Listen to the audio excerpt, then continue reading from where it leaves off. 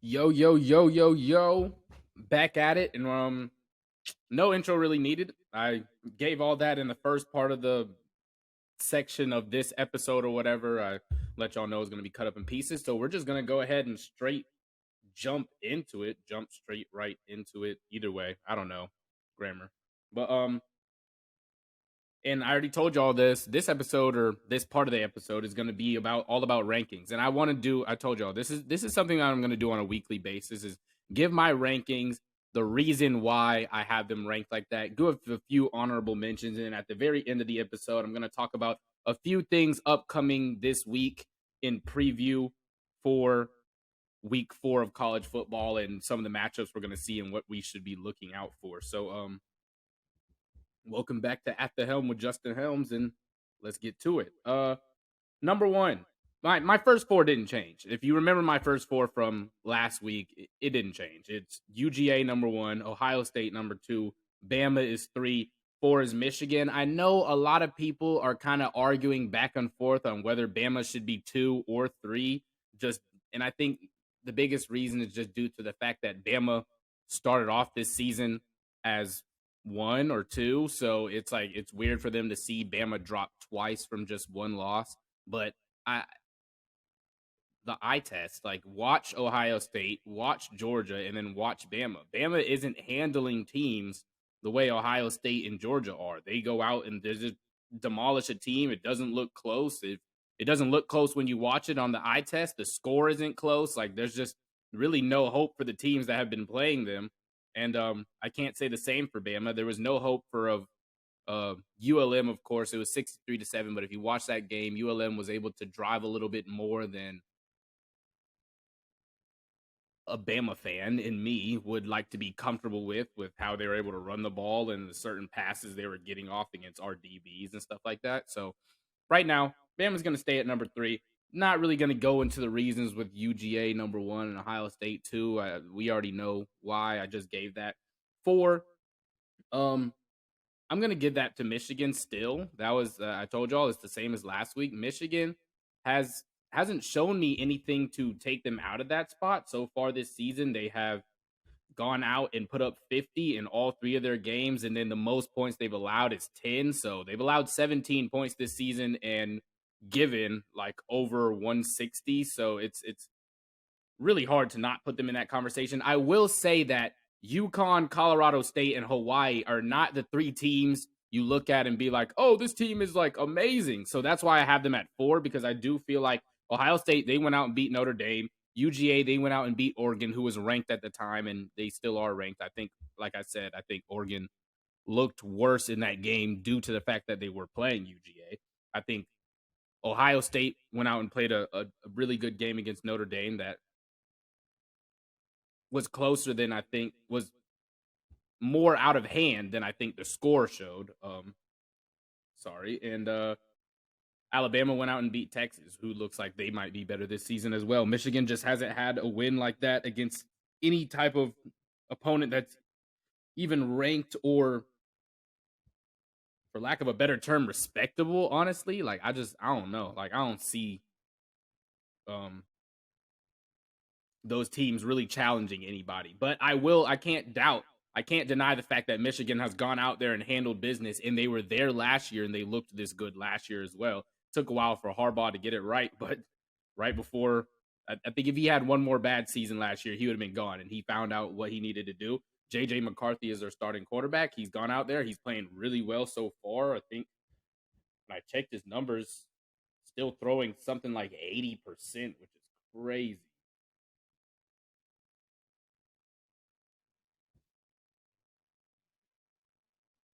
Yeah, he's throwing 88%. He is 30 for 34 so far as Michigan's quarterback. Hasn't thrown any interceptions, only 3 touchdowns and 473 yards. So they just don't throw as much. They're more of a running team, and Corum and Stokes get it done for them. Blake Corum, that is. And yeah, I'd have to put Michigan number 4. But I will say this about Michigan. I think that this goes for Michigan and a lot of teams this week, because we're finally getting out of the cupcake weeks, more into conference play and just playing better teams, honestly, in general, kind of seeing where teams have settled in at and how good they're going to be this season.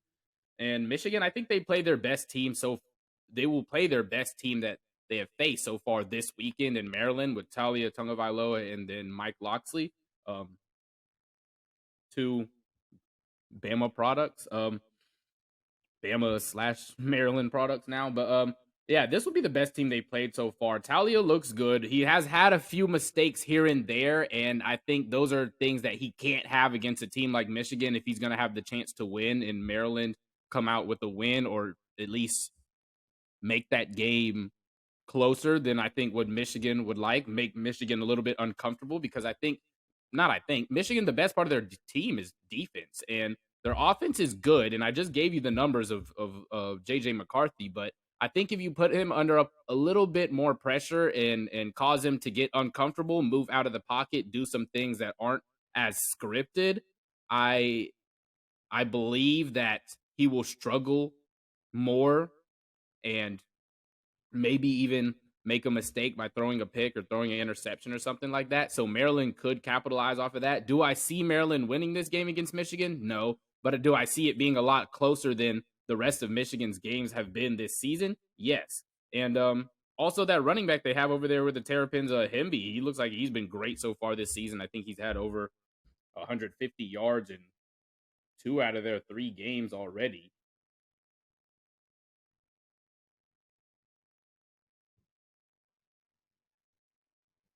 Matchup predictor for ESPN has Maryland only having a 15% chance of winning that game, which sounds about right if we're being honest. I don't think it's going to be necessarily close, just closer. So yeah, but that running back Hemby, Roman Hemby, so far this season, 151 yards against SMU, 114 against Buffalo. Both games that they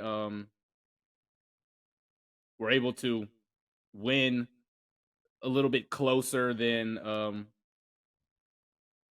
their game against Charlotte, but I do think that Maryland will go out there. I think that they will at least challenge Michigan more than the other teams, like I've said, and hopefully make that one closer. See if they can get something crazy done and knock off Michigan. That'd be crazy. That'd be wild.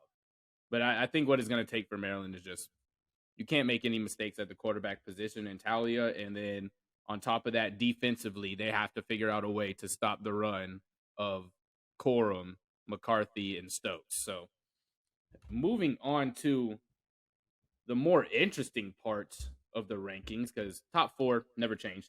Number 5, didn't change for me either.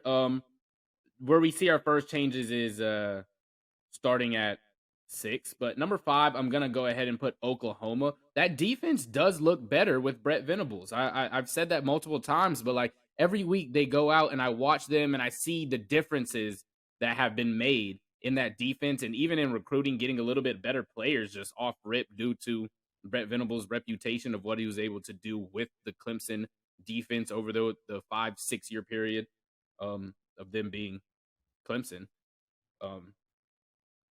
But yeah, I think that defense does look really good. Or not really good, but at least better. There has been times where you can see some hiccups. One thing I will say about Oklahoma, which is why I have them at 5 versus at 4 over Michigan, is I don't know if I'm fully sold on Dylan Gabriel, honestly. So far, right now, I think he's been a little bit up and down. He's had some games where he's had to get it done more with his feet than with his arm, and I just don't see that being the recipe to win them a Big 12 championship, and then on top of that, get into the playoffs and actually challenge or anything like that. But I mean, no one really expected them to be a challenger off rip like this with a new coach, a new quarterback. Like they really like reset that team. But I do think that Oklahoma is worthy of being in the number 5 spot. But like I said, I just have a few questions with Dylan Gabriel so far. He's 66% this season, 7 touchdowns, 52 for 78, and he's also their 3rd leading rusher. But yeah, I don't know. I would like to see him up against a better defense just to see what exactly would go on in that type of scenario. The next closest game I would like to see him against is Texas, and that's in what 2-3 weeks from now, October 8th, and then November 5th against Baylor. So I would like to see him in those two games, see if he can get it done that way. But yeah, number 5, Oklahoma. 6, this is where we see the first change. USC over Clemson. I'm sorry, man. Every time I watch Clemson, I'm like, like it's just gross, bro. Like, and and people always say this, and it was funny because I actually talked to my dad about this earlier. Is that without a top 10, top quarterback draft prospect, Dabo Sweeney is very suspect. He's very normal. You know what I'm saying? Like he don't look like the guy that he was looking like before. And now that he's lost Brett Venables, I think it's even more. But I will say that defense is really what is keeping Clemson alive. They were able to get 3 picks and then a fumble recovery in that game against Louisiana Tech, which I think if you take those away and take the missed field goal away from Louisiana Tech, I think that game looks a lot closer. Not I think, I know it does. 48-20 is what Clemson won by. I completely skipped over USC but USC, I'll touch on that a little bit. There's just not much to say, honestly. USC, they've showed that they could get it done in the air and on the ground. There are 2 running backs that they have over there. Austin Jones and Travis Dye look really good. Both had 100-yard games last game. Travis Dye really leading that group, honestly. And yeah, I think Lincoln Riley has them rolling in the right direction. Caleb Williams looks like he can be a Heisman candidate as well. Yeah, some of the other players I've mentioned, Stetson, CJ Stroud, Bryce Young, all these other people. So yeah, Caleb Williams is up in that group in that top conversation. I would like to see what they look like as they get a little bit deeper into their schedule. I wish they played Washington. I know they're on opposite sides of the division, so they won't see that matchup unless it comes to a championship game. And USC, I'm trying to remember who they play this week. Oh, yeah, Oregon State. That was one thing that I wanted to talk about. I do think Oregon, like I said, there's a lot of teams who play their best team so far this season in this week. Oregon State is arguably the second or third best team in the conference right now, from what I can tell. Well, actually, no. I'll put them fourth because you still have Utah. I don't know. I think Utah loses a few more games this season, so I think by the end of the season, I think Oregon State will have passed Utah. But I do think that, or I don't think, I know that Oregon State has been able to do some pretty good things defensively so far this season. They haven't played anyone super hard yet. Boise State, Fresno State, Montana State, a whole lot of states. But then they go out and now they play USC. USC should be able to take care of that. The spread for that game is 6.5. I think USC covers that, and Caleb Williams goes out, throws at least 2 touchdowns, 250 yards. Yeah, I think it'll be a good game for USC to further cement themselves as a true challenge out there in the Pac-10. On to number 7, which I already touched on a little bit with Clemson. I said this, like if without 3 picks, a fumble recovery, and a missed field goal, Clemson is in a close game with Louisiana Tech. That's not real. Like, get serious, bro. Like, that's why I'm like, nah. Like, I can't sit here and say Clemson is going to be that team. They have DJ. I said Ooey Gooey Gooey last time. This time I'll give him his real name, DJ Ooey Ungavale. Ooey Ungavale? Ooey DJ Ooey Gooey Gooey. I don't care, man. That bro, what? I don't believe in that man at all. I think that Dabo is struggling a little bit. I would like to see what they look like this week when they play Wake Forest. That's something I'll talk about at the end of this episode, but I think that's going to be a very interesting game and might surprise some people of the result. I don't want to say Wake Forest will win, but I think that game's going to be very close versus what I think the spread had it. I mean, I'll look into that later. But yeah, Clemson, number 7, has a big chance to drop, but also has the potential to prove that they are a better team than what I'm making them out to be. So I like them at that number 7 spot. So I think between 5 and 8, all these teams have games ahead of them that can prove if they win in a certain fashion that they can be a playoff contender, especially if one of those teams in the top 4 end up losing a game. So they just have to continue winning and winning in a fashion that looks dominant. So I'll move on to number 8, not Clemson, Kentucky.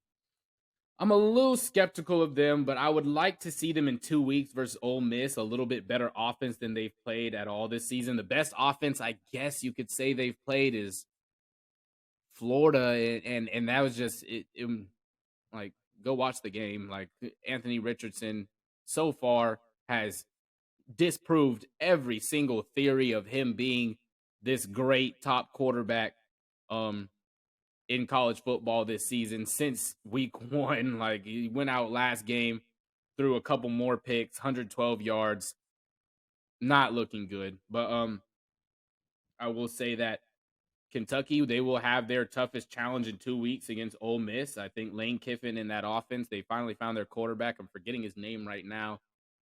Not finally found, but they've cemented him as the starter. I'll find it in a second. But I am a little skeptical of Kentucky because their offense. Their defense looks pretty solid. I would like to see them against better competition, but Will Levis was getting a lot of hype, and I think he's a good quarterback. He had some uncharacteristic picks against Youngstown State last week, but their defense is just what kept them in that game, going out there flying around, playing like a fast SEC defense, honestly. And yeah, I think Stoops has that team running pretty well. It's hard to take Kentucky so serious when you see this a lot over the last 3-4 years. They look good, they look decent. They go out there and then they lose to Florida, or they lose to Georgia, which makes sense, or they lose to a team that they're not supposed to, and it just seems like once they take that one loss, it's like they drop hard. It's not. It doesn't even look like the same team half the time. So I would like to see Kentucky go through a little bit more adversity, which is what I'll be excited for in 2 weeks against Ole Miss.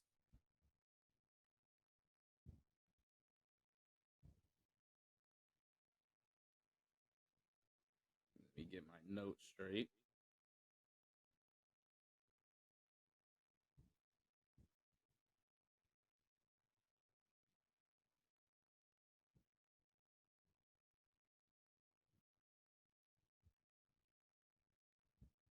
Right now, Ole Miss ranked 16. Kentucky ranked number 8. It's Jackson Dart. I knew it was Jackson something because I remember seeing that, but I just didn't want to mess it up. But yeah, Jackson Dart looks like he will be the starter for Ole Miss, and we'll see what he's able to do against a Kentucky defense that has proved that they can handle their business or handle who's in front of them quite easily so far this season. Number 9. Number 9, Oklahoma State. This is where things get really weird. And we're being quite honest. I want to be SEC biased so bad, and somehow find a way to fit Arkansas and Tennessee into the top 10. But I guess I'll be nice to Oklahoma State. I don't know. I don't think they're as real as everyone says they are. Spencer Sanders is a solid quarterback. He can get it done with his legs. He can get it done with his arm, and he has proved that. But that Oklahoma State defense is just not it at all to me. And they will play Baylor in a couple weeks. I think Baylor, well, they have a bye week this week, Oklahoma State, and then after that they play Baylor. Baylor defensively looks better than what Oklahoma State does. And offensively, I don't think Baylor is that far of a step down from what Oklahoma State is. I'm pretty sure if you actually go look up on ESPN at that matchup predictor right now, ESPN predicts that Baylor will win that game, and I have to agree with them. I just Oklahoma State is winning games and they're putting up numbers. But once again, when you watch them in that eye test, I don't see fully what everyone is seeing. And they do have 2 weeks in preparation, and they do have the chance to prove themselves. I think Spencer Sanders can go out there and play a good game, but he cannot make mistakes. Oklahoma State cannot go out there in 2 weeks and throw any picks to Baylor's defense and give them good field position to set them up to be able to do something good. And their job this week, Oklahoma State's job, is prepare their defense for that three-headed run game that Baylor has with Craig Williams, Quaylon Jones, and I'm forgetting his first name, but Reese is the leader of that group, actually. And Blake Shapen is a smart player. He plays within his game. He's not going to go out there and do too much or make many mistakes that will cost them a game. I won't say he'll go out there and win them the game and just outplay Spencer. But I do think that Baylor will win that game in a couple weeks. So right now, Oklahoma State is at 9. I think that's a good spot because they could potentially drop in a couple weeks, and we'll see where Baylor goes up to. Number 10, last one, Tennessee. And I think that has to be the most surprising one for some people on this list is Tennessee over Arkansas.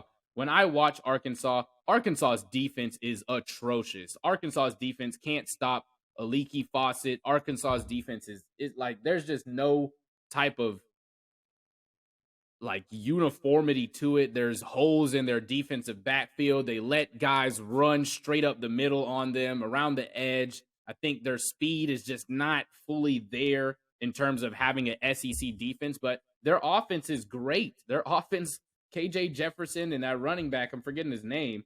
KJ Jefferson can get it done with both his legs and his arm. I went on Twitter and I was talking mess about KJ Jefferson. I had a few Arkansas fans get on my case about that. I will say that KJ Jefferson is a good quarterback. He is a quarterback that can win you a game with his arms. Will he win you a game with his arms against A&M this week? No, but we'll talk about that a little bit too. But I don't think he will do that.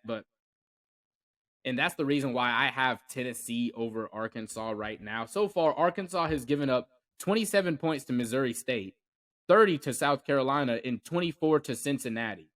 So overall, they've won. They won by 11 points, won by 14. That's 25. And then they won by 7 points. So overall, they've won their games by a margin of 32. But these games have been close, man. Like these games have not been easy for Arkansas to just fly through. And Missouri State putting up 27 on your team and scoring first and actually being in the lead going into halftime, 17-14 is just, that's not acceptable if you're an SEC school in Arkansas. So I would have to give the credit to Missouri State going out there, making that game really close. They had a late punt return for a touchdown in that game.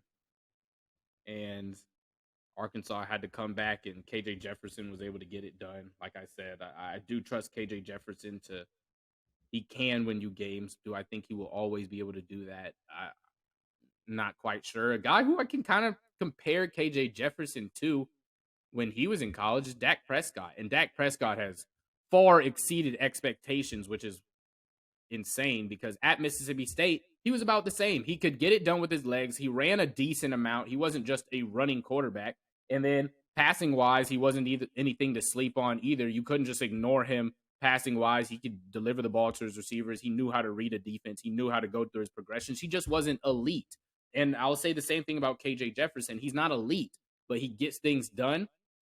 But on the other side, Hendon Hooker looks real good for Tennessee. And I think Tennessee's defense is a lot better. I have to stop saying I think as much, but Tennessee's defense is a ton better than what Arkansas's is so far this season. And there are 2 games that they haven't played ranked opponents, which were 2 out of the 3. They let up 6 and 10 points, which is what is supposed to happen. I know people they didn't play anybody. It was Ball State and Akron. Well, they went out there and they took care of business. They did what they were supposed to do. I can't knocked them for that. 250 yards they allowed passing wise for Akron. A lot of that coming later in the game when things were completely out of hand, and only 35 rushing yards for Akron. So that Tennessee defense they look like they've stepped up a good bit, and under Josh Heupel and everything like that. So I would like to see what they look like this week when they play Florida. I do think that they will whoop Florida, and I don't think like I said, they're going to whoop them, and it's not going to be particularly close. I think they cover the spread. I think it was like 12 points. Yeah, 11 points is the spread. They cover that easily. I give them 14, maybe even like 17 points over Florida. So, yeah, Tennessee is my number 10 team. Arkansas, honorable mention right out of it. I gave all of good reasons of why I think Arkansas can still be somewhat in that conversation. And the other team that I think honorable mention is Washington. Michael Penix Jr. I talked about that a little bit at the beginning of this episode. Penix Jr. looks like he can actually be a top quarterback draft prospect. He goes out there and he does things that he plays at an elite level. You know what I'm saying? So, yeah, I'm satisfied with that list. Y'all let me know. And this is the other thing. Y'all got to let me know what y'all think of the list. Let me know if you feel like your team should be a little bit higher, your team should be lower, or someone should switch around, or you don't like some of my opinions. I want to hear what y'all think too, because I like to debate. And that's hard to do on a solo show where you're just talking with yourself. I can't debate with anybody, but I would absolutely love it if y'all get in the comments, y'all get onto my pages, y'all reach out to me and stuff like that, and let me know, hey, like, stop talking about my team. Don't say this about him. Don't say that about him. Like we can do this and all this other stuff. So yeah, I would love to debate with y'all, especially on Twitter. Go find my Twitter, Justin_Helms 34. You'll see me. I'm spinning a basketball in the picture. So yeah, we'll move into the preview. I'm trying to keep this show. I was going to keep it under 30, but right now we're like right at 27, and I did touch on some of these subjects, so we're going to see if we can keep it under 35. Clemson versus Wake Forest. That is going to be one of the bigger games this weekend, and the three games we're going to talk about: Clemson, Wake Forest, Arkansas A&M, and then Florida versus Tennessee. Clemson and Wake Forest. Wake Forest relies heavily on that passing game behind Sam Hartman, and I think they can do it. They can go out there and win against Clemson. Clemson is not just the same Clemson they've been before. Clemson, their defense is the strength of their team, and they could make it hard for Hartman. But if Hartman doesn't make any mistakes, he doesn't throw any interceptions, that is it. And of course that makes sense, but like that's easier said than done. If they don't make any mistakes, no turnovers, and this includes fumbles, make sure that Clemson doesn't have just great field position, punt the ball when they're supposed to, don't make any crazy decisions in terms of going for it on fourth down to try to prove a point that you can get over the hump of a team like Clemson. Like, no, go out, play the game that Wake Forest knows, which is solid defense and passing the ball, and see if you can get by Clemson. I think you would have to do a little bit more creativity in terms of passing, a few more screens, drop some plays to get some guys more open rather than just letting your guys go one-on-one against Clemson's DBs, and make a little bit of better scheming, I would say. But I don't think it will take a ton just to go out there and beat Clemson. I'm not going to lie to you. Yeah, as long as Hartman doesn't give them good field position, I have Wake Forest being able to squeak that one out. Wake Forest is ranked, I think, right at the end of the top 25. They're at 21 right now. They are 3-0, and they've handled they've handled 2 out of their 3 games before them so far. They had a really close one with Liberty. Liberty actually went for it on a 2-point conversion, didn't end up getting it, and Wake Forest won because of that, 37-36. And even though I've said all this stuff about Wake Forest having the potential to win and what they need to do to win, I still will take Clemson to win this game just off talent alone. I think Hartman is a great quarterback, and he has to make no mistakes. And that offense in general has to make no mistakes, no penalties and stuff like not no penalties, but very minimal penalties to be able to make it out of that game with the win. But at the same time, DJ Uyunglele and then Will Shipley have been at least good enough to get them by the games they have played so far. And I think they'll be good enough to get them through this one as long as that defense does what they're supposed to do over at Clemson. And the spread right now, they have it at a 21% chance that Wake Forest wins that game. It's a spread of only 7. I will say that Clemson doesn't cover that spread. I'm looking at this game being a high passing yard game. In its 20s, 30s, but Clemson ekes it out. I give them 3 to 5 points. I'll say by 5. Now on to Arkansas A&M. I think this is going to be the most interesting game out of these 3 that I'm talking about right here. Honestly, A&M, this is their get right part 2. They went out and they beat Miami last weekend. Was it surprising? No. Did A&M need that win for morale and confidence? Yes. And then the other thing is they were able to go out there and put their other quarterback out there. Haynes King was not doing what they wanted him to do. He was struggling a little bit last year as well, but to go out and struggle against App State, and I won't say that's ultimately the reason they lost that game, but to be a contributing factor in the loss against App State is what I think forced Jimbo Fisher's hand to make the switch to Max Johnson. And Max Johnson's not a bad quarterback. We saw him for 2 years at LSU be a starter and do solid things, you know what I'm saying? After Joe Burrow and everything like that. So I mean, he's just not Joe Burrow, which I think was what LSU was looking for, is more of a spark on offense, someone to really get them more excited, and Jaden Daniels is that guy. So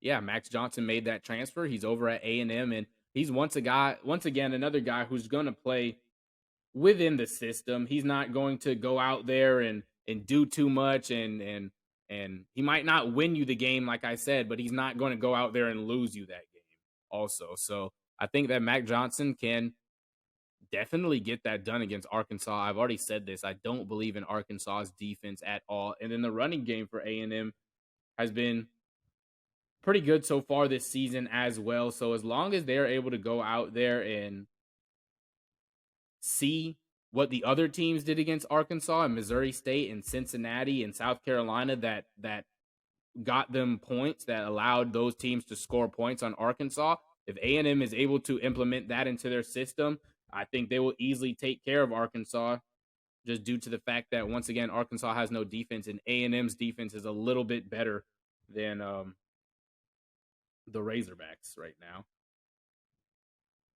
So far, A&M has allowed 9 points against Miami. They allowed 17 against App State. But I feel as if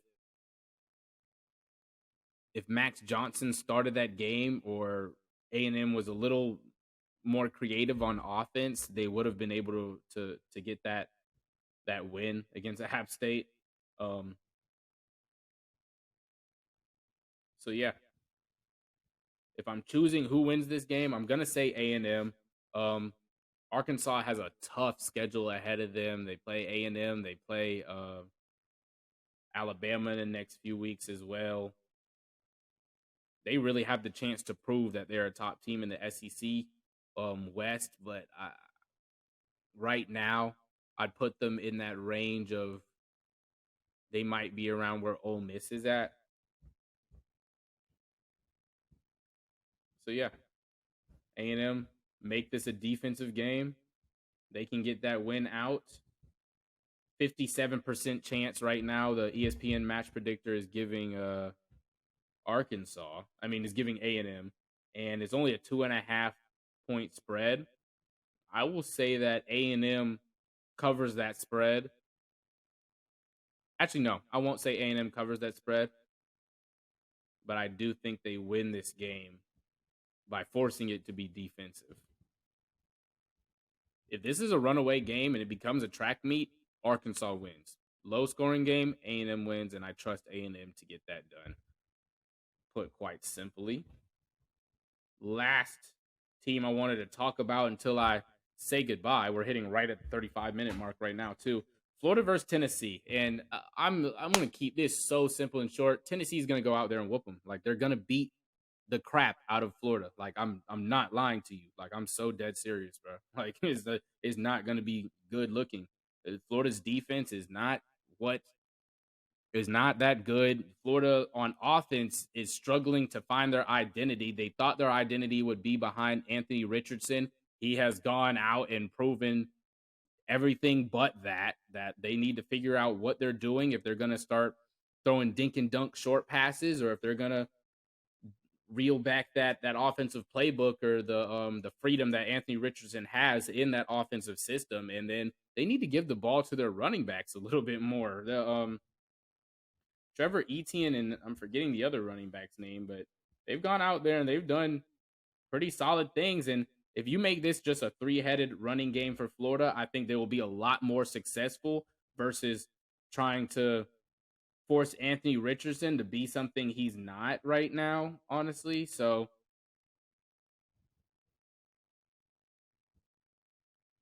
just got some news about the Hawks, my Hawks. But yeah, I think Tennessee covers the spread, and it's not going to be close. I truly think that this game could get out of hand. I'm going to say Tennessee 35, Florida 21 or 14. Honestly, Florida looked terrible against South Florida. Like, they won that game by 3 points. Like, they got lucky. Like, it wasn't like it should have never been that close, quite honestly. And it's only that close. It only ended up that way because South Florida missed a field goal to tie the game to send it into overtime at the end of the game. So, yeah. Right now, I'm going to take Tennessee over Florida.